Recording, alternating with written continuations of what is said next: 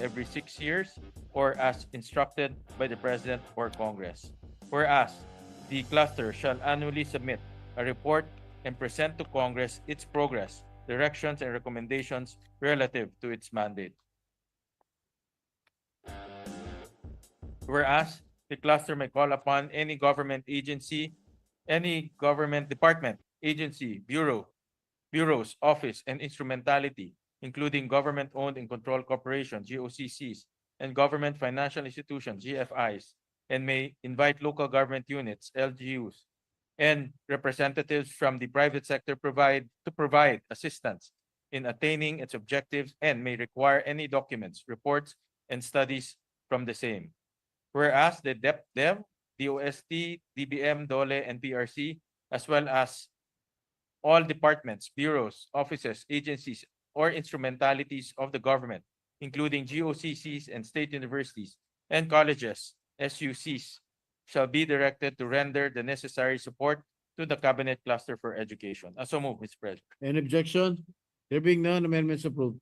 On page 3, in the resolutory clause, line 6, after the word government, delete the phrase and formulate a long-term integrated national education and workforce development plan and replace it to ensure sustained reforms to improve the quality of Philippine education. So move, Mr. President.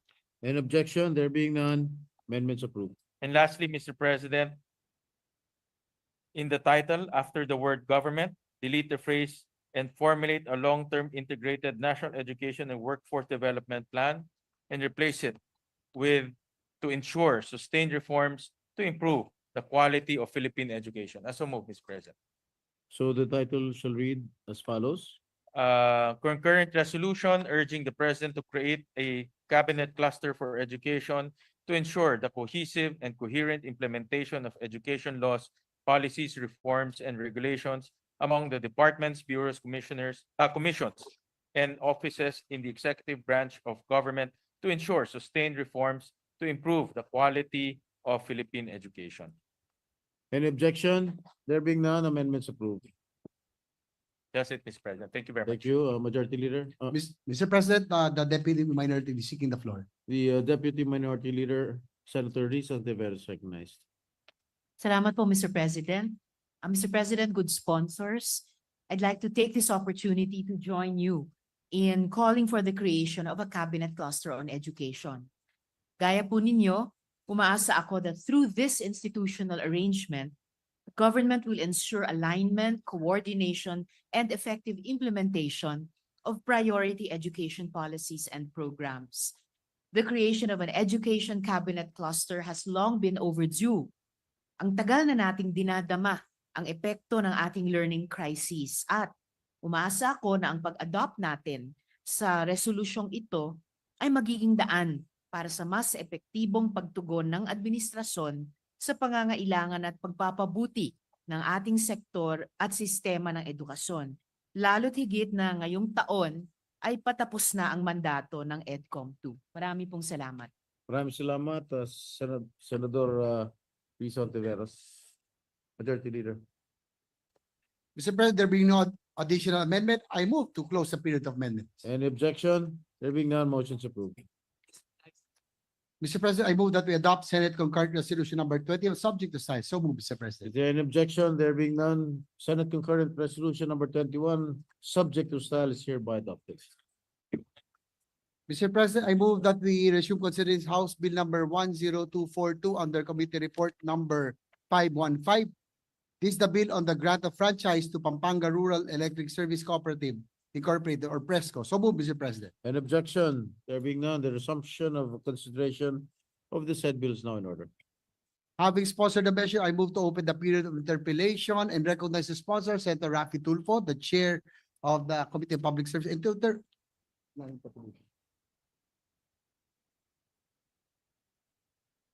I move that we recognize Senator Rafi Tulfo, Mr. President. Senator Rafi Tulfo is recognized to deliver what? His sponsorship speech? No. Interpellation? And who will interpolate? Mr. President, there being I move a minute suspension, Mr. President. Session suspended.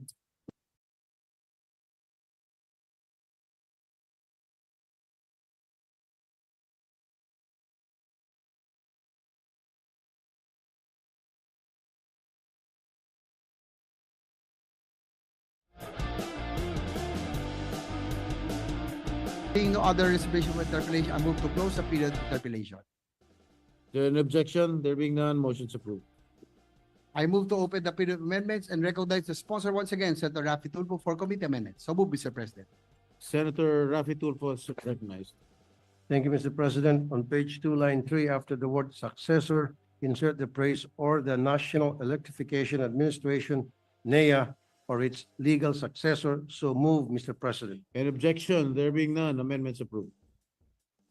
On page 2, line 13, delete the section title authority of ERC and replace the same with authority of the ERC, NEA, and other government agencies. So move, Mr. President. Any objection? There being none, amendments approved. On page 2, line 13, after the second acronym ERC, insert a comma followed by the acronym NEA. So move, Mr. An President. objection? There being none, amendments approved. On page 2, line 18, delete the section titled Ingress and Egress and replace the same with Excavation and Restoration Works. So move, Mr. President. Any objection? There being none, amendments approved. On page 3, line 21, after the word "it," insert a new section 8 to read as follows, and renumber succeeding sections accordingly.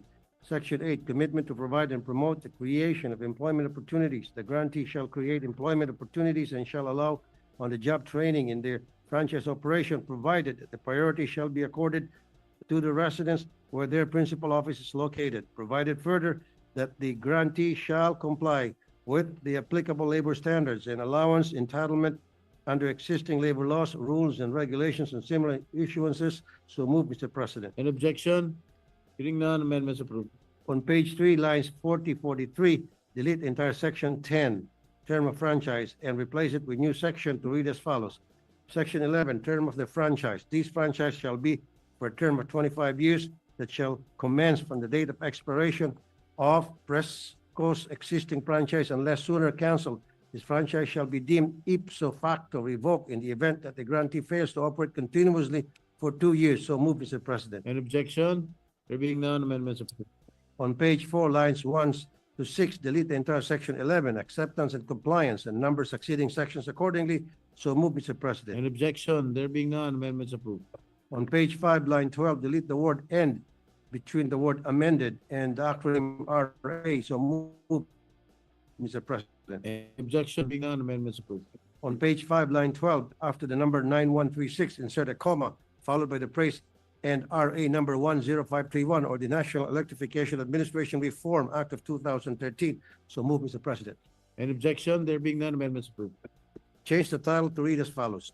An act granting the Pampanga Rural Electric Service Cooperative Presco Incorporated a franchise to construct, install, establish, operate, own, manage, and maintain a distribution system for the conveyance of electric power to the end users in 34 barangays in the municipalities of Mexico, Arayat, Santa Ana, and Magalang Province of Pampanga.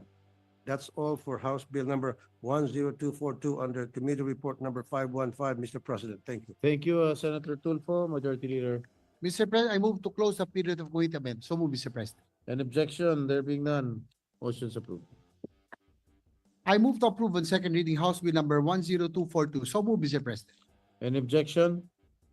There being none, the motion is approved. House Bill number 10242 is hereby approved on second reading. I move that we suspend consideration of House Bill number 10242. Any objection? There being none, motion is approved. Mr. President, I move that we resume consideration of House Bill number 10483 under Committee Report number 516. This is the bill on the grant of franchise to Benguet Electric Cooperative Incorporated or Beneco. So move, Mr. President. An objection? There being none, the resumption of consideration of the said bill is now in order. Having sponsored the measure, I move to open the period of deliberation. Recognize the sponsor, Senator Raffy Tulfo. Senator Raffy Tulfo is recognized.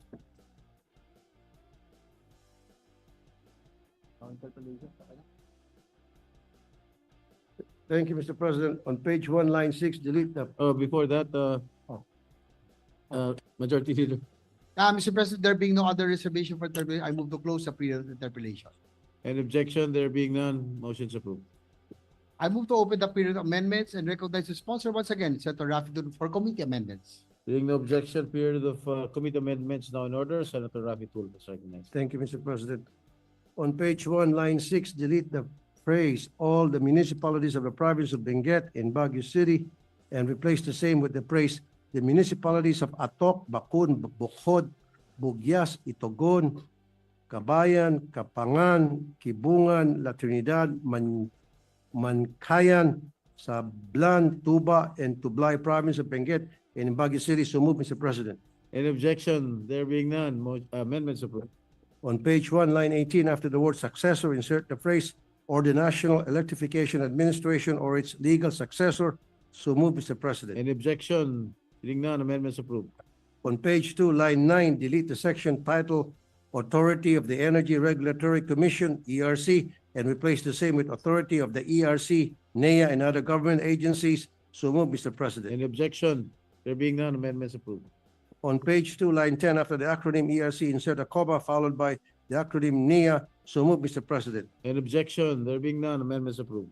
On page 4, lines 1 to 4, delete the entire section 11, term of franchise, and replace it with a new section to read as follows. Section 11, term of the franchise. These franchise shall be for a term of 25 years that shall commence from the date of expiration of Beneco's existing franchise unless sooner canceled. This franchise shall be deemed ipso facto revoked in the event that the grantee fails to operate continuously for 2 years. So move, Mr. President. There an objection? There being none, amendments approved.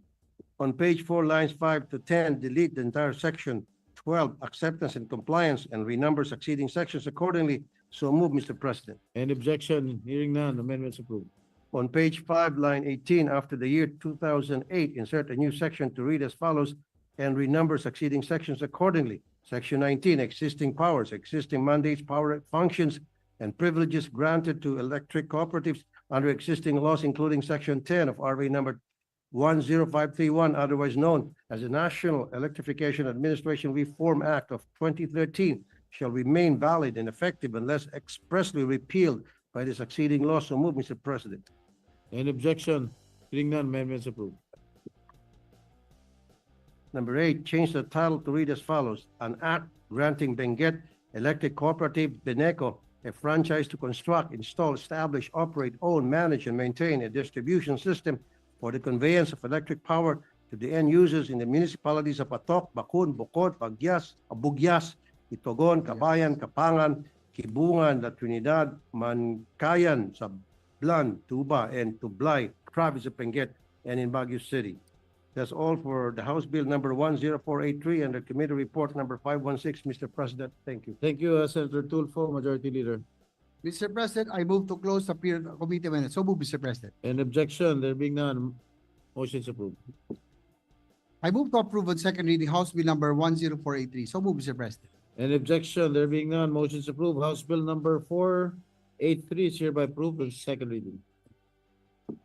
I move that we spend Mr. President, Oh, before that, yes, what is the pleasure of I would Senator Pia? yes, thank you. No, I would just like to manifest my support and note that these bills were approved by, as required, the due process includes the approval of DOE, NEA, and ERC.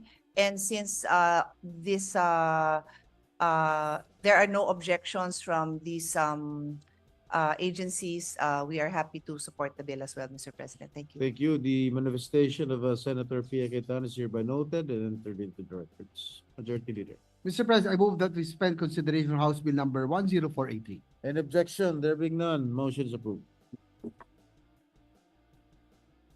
Mr. President, I move that we resume consideration of House Bill number 10243 under Committee Report number 517. This is the bill on the grant of franchise to Aklan Electric Cooperative or AKELCO. So move, Mr. Any President. objection? There being none, resumption of consideration of the said bill is now in order.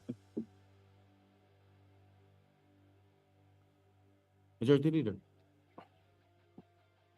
Mr. President, having sponsored the measure with no reservation for interpellation, I move to open the period of amendment and recognize the sponsor, Senator Raffy Tulfo. Senator Raffy Tulfo is hereby recognized for his committee amendments. Thank you, Mr. President. Proceed. On page 2, line 7, after the word successor, insert the phrase or the National Electrification Administration, NEA, or its legal successor. So move, Mr. President. Any objection? Hearing none, amendments approved. On page 2, line 17, delete the section title Authority of ERC and replace the same with Authority of the ERC, NEA, and other government agencies.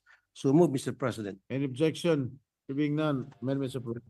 On page 2, line 17, after the second acronym ERC, insert a comma followed by the acronym NEA. So moved, Mr. President. Any objection? There being none, motion is approved.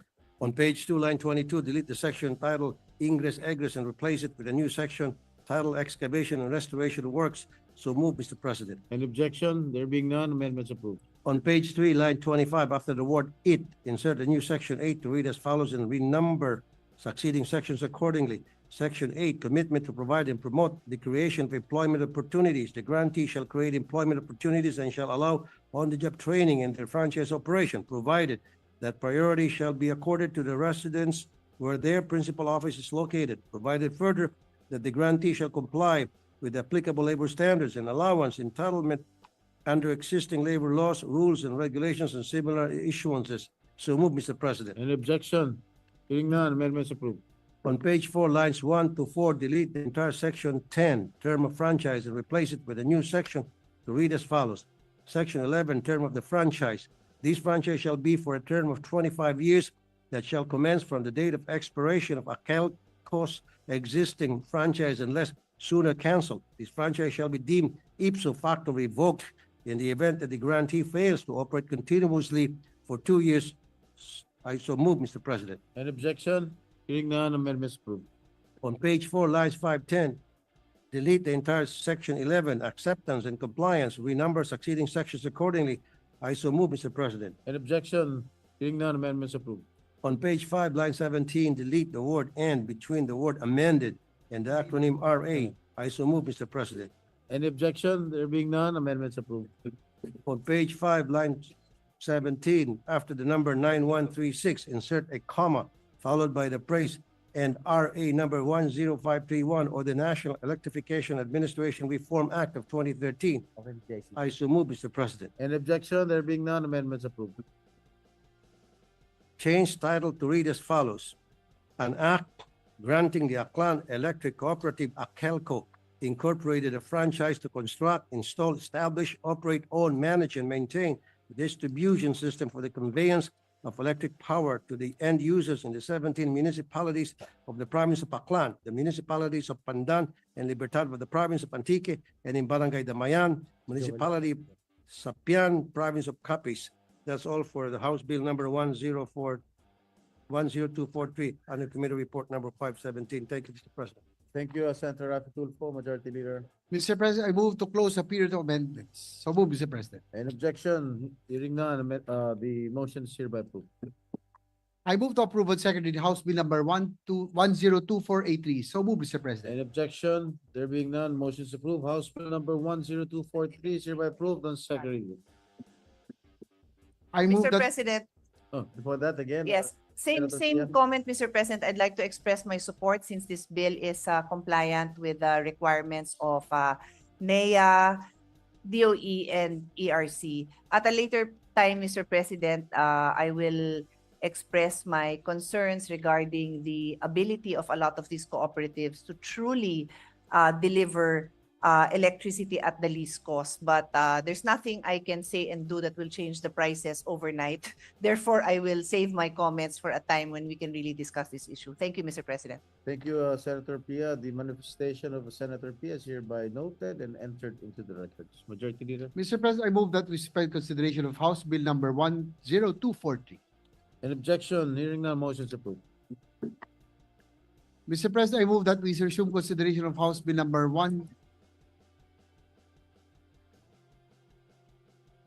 suspension, Mr. President. Session suspended.